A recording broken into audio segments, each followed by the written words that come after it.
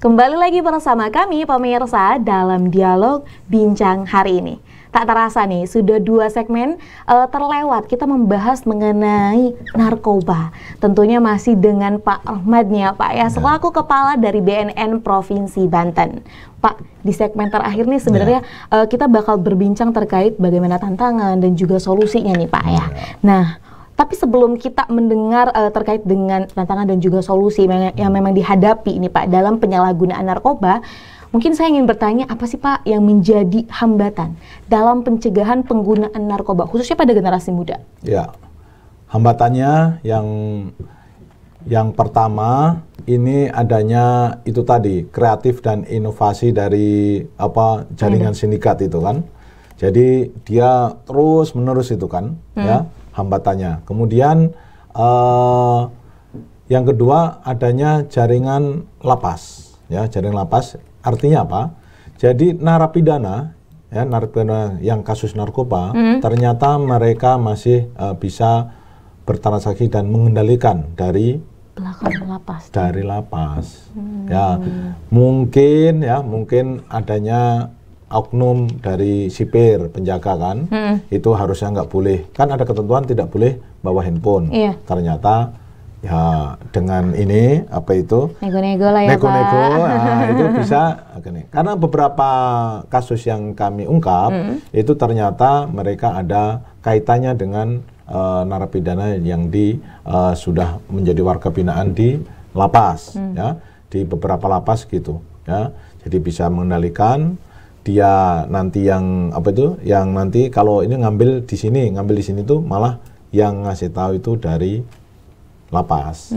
Hambatan berikutnya ini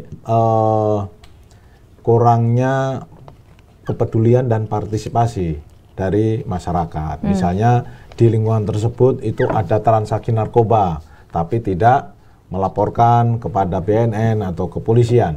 Padahal kalau ada melaporkan itu kan lebih nanti kita ada lebih cepat, kemudian ada informasi ini. Memang mungkin ada semacam ketakutan, tapi kalau seandainya lapor, itu identitasnya akan kita rahasiakan, itu akan kita sembunyikan. Makanya kita harapkan kerjasama dari seluruh masyarakat, tokoh masyarakat kaitannya dengan itu sindikat jaringan narkoba supaya bisa kita ungkap. Hambatan berikutnya ada beberapa misalnya tersangka bandar atau pengedar yang misalnya divonis mati itu sampai sekarang belum itu. Divonis berat itu, dan bahkan kalau dulu zaman Pak Jokowi periode pertama itu kan 3 kasus teroris, narkoba dan korupsi kan tidak dikurangi masa penahanan. Tidak mendapat remisi ya Pak ya? Tidak remisi, tapi kan karena ada yang mengajukan terus tetap sekarang ada remisi. Jadi ada remisi. Kalau itu misalnya 10 tahun itu bisa nanti kan hari raya dapat, terus 17-an dapat, 17 Agustus itu kalau dapat misalnya 10 hari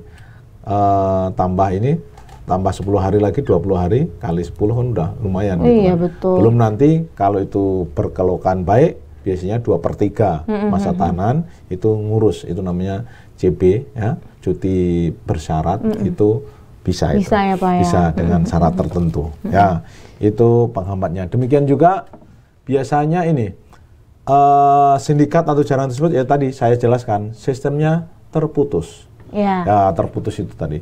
Ketika kita bisa mengungkap di kaki-kakinya, mereka langsung terputus. Apalagi handphone langsung ya udah bisa diblokir, bisa diapa ya Pak ya? Bukan langsung putus, langsung ini itu. Dan biasanya mereka bosnya itu mengendalikan dari luar negeri sana. Makanya kita bisa ada beberapa yang bisa kita ungkap bosnya atau bandaranya, tapi itu tadi biasanya terputus. Ketika sudah tertangkap langsung handphone terputus itu. Nah ini yang menjadi hambatan ya Pak ya, tentunya. Demikian juga tadi udah jelaskan juga adanya jenis baru, narkotika jenis baru. Makanya ketika kita tangkap, ada beberapa kasus juga, tapi nggak banyak sih. Begitu masuk, loh ini kok belum terdaftar di dalam daftar Kementerian Kesehatan. Nah, itu nanti itu jadi masalah juga. Makanya dia bisa lepas. Wah, gitu. Ya, Pak ya, hambatannya tentunya. Hambatan yang lain, gitu. Kemudian Pak, bagaimana? Kalau tadi kan kita sudah mengetahui tentang hambatannya. Bagaimana sih Pak peran dari keluarga, masyarakat, dan juga pemerintah nih Pak dalam berkontribusi mencegah penggunaan narkoba ini Pak? Peran dari keluarga manakala ada yang terindikasi atau terlibat narkoba, khususnya yang pengguna, apalagi pengguna awal, pemula, itu diharapkan partisipasinya untuk ikut serta. Jangan langsung malah diasingkan. Jadi harus ikut serta untuk sama-sama memulihkan atau supaya kembali ke jalan yang benar. Kembali ke jalan yang benar, kembali ke yang semula. Makanya kerjasama dengan itu nanti lapor ke BNN supaya di rehab, supaya dirawat jalan maupun rawat inap. Itu khusus yang pecandu. Kemudian kepada keluarga, kepada masyarakat, tokoh masyarakat, tentunya itu ada 3 berani, itu berani lapor apabila di lingkungan masyarakatnya itu ada sindikat jaringan, ada transaksi. Berani rehab manakala keluarganya ada yang menjadi korban. Kemudian berani menolak. Terutama anak-anak muda itu, ketika ada ajakan, ayo kita coba nolak, stop, tolak. Itu tentunya peran-peran dari tokoh agama juga, ya, misalnya di pengajian, kemudian di gereja atau kegiatan agama yang lain untuk ikut, ya, nitip pesan supaya tidak, yaitu tadi mencoba narkoba, ya, narkoba. Itu. Kemudian untuk peran pemerintah, ya, ini undang-undang narkotika ini akan ada pembaruan atau revisi, ya, terkait kemungkinan ininya kita fokuskan ke itu tadi, ke pengguna itu supaya tidak karena pengguna itu kan korban, ya, apalagi pengguna pemula itu tidak diajukan ke pengadilan.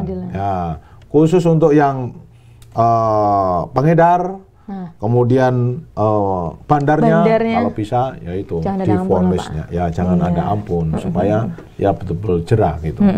Ya, jadi jaringan itu betul-betul dilenyapkan atau dihilangkan gitu. Demikian juga tentunya regulasi supaya untuk itu tadi narkotika jenis baru itu segera diantisipasi, jangan sampai lolos. Jangan sampai lolos. Nah, gitu. Demikian juga peran-peran tentunya anggaran dari OPD, ya, dari kepala dinas, kemudian Pemprov, Pemda, diharapkan ada bantuan hibah, bantuan kegiatan, bantuan program untuk kegiatan itu tadi. Kemudian penyuluhan, sosialisasi, tes urin kaitan dengan untuk penanggulangan bahaya narkoba tersebut, peredaran gelap narkoba tersebut. Jadi memang semua pihak bersinergi bersama, ya Pak, ya. Harus bersih. Betul, demi mewujudkan generasi yang memang nantinya generasi emas. Generasi emas, 2045 kan kita generasi emas, mewujudkan generasi emas tanpa narkoba. Kalau itu nanti narkoba bagaimana? Kepemimpinan nanti pemimpin nasional, ya, di Pemda, Pemprov, kemudian jadi menteri, ditingkatkan kalau narkoba mau jadi apa gitu, ya, nanti kan gitu. Jadi dimulai dari awal nih, ya, terkait dengan bagaimana generasi muda ini bisa diarahkan kepada hal-hal yang memang positif, Pak, tentunya. Positif. Dan say no to drug. Say no to drug. Katakan tidak terhadap narkoba. Nah, gitu. Pak, berikutnya tantangan dari BNN nih, Pak. Selaku lembaga yang memang mengurusi persoalan narkoba dan juga obat-obat yang lainnya, ini apa sih? Ya, tantangan kami yaitu tadi sindikat atau jaringan narkoba kan yaitu tadi kreatif dan inovatif kan, itu tantangannya. Kemudian tantangan yang berikutnya yaitu masalah anggaran juga, Pak. Itu anggaran. Kadang anggarannya kami kan, apalagi ini tahun ini ada diblokir atau dikurangin karena kan fokus ke pemilu kan. Ya gitu, itu masalah anggaran. Demikian juga diharapkan ada penambahan pegawai atau personel. Dan juga kalau bisa, ini Katim menyarankan, tapi ini kan juga kita tahu diri dengan kemampuan pemerintah kan. Jadi di BNN Provinsi Banten ini baru punya 3 BNNK atau BNN Narkotika Nasional Kota. Di Provinsi Banten itu ada 8 kota kabupaten kan, tapi baru 3. Jadi 5, Serang, Kabupaten Serang Kota, Pandeglang, kemudian Lebak dan Kabupaten Tangerang belum ada. Belum ada BNNK. Nah, kalau untuk di BNN Kabupaten Tangerang itu di backup, kami buat zona per zona, di backup oleh BNN Kota Tangerang. Nah, khusus untuk Lebak, Pandeglang, Kota Serang dan Kabupaten Serang itu kami yang nangani BNN provinsi. Kalau nanti ditambah 2 saja, misalnya Lebak dan Pandeglang, kami Serang Kabupaten dan Kabupaten Serang biar BNP itu mungkin lebih ini, ya lebih fokus dan lebih tertangani lah. Karena kalau kita ke Lebak sana, yang ujung sana itu kadang bisa sampai 3 jam. Pandeglang sana, karena di sana berdasarkan laporan dari beberapa kepala sekolah, beberapa guru, narkobanya sudah mulai berkembang. Dan itu menyangkut atau menimpa kepada generasi muda. Generasi muda itu anak-anak sekolah. Pak, anak-anak sekolah kami sudah mulai coba-coba beberapa ini. Jadi jangan dikira di ujung sana, karena tadi sindikat akan mencari ya Pak, mencari peluangnya inovasi, peluangnya itu. Makanya kita harus waspada, dan peran serta seluruh komponen masyarakat kami harapkan untuk ikut berperan serta. Gitu. Baik Pak, tak terasa nih Pak. Sudah 3 segmen kita berbincang nih dengan Bapak Rohmad.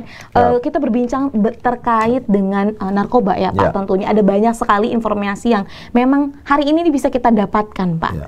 Boleh Pak untuk menutup perjumpaan kita hari ini dikasih closing statement nih Pak kepada seluruh pemirsa setia Sultan TV terkait dengan tema kita nih hari ini, generasi bersinar, bersih tanpa narkoba. Berapa kata nih Mbak? Boleh Pak.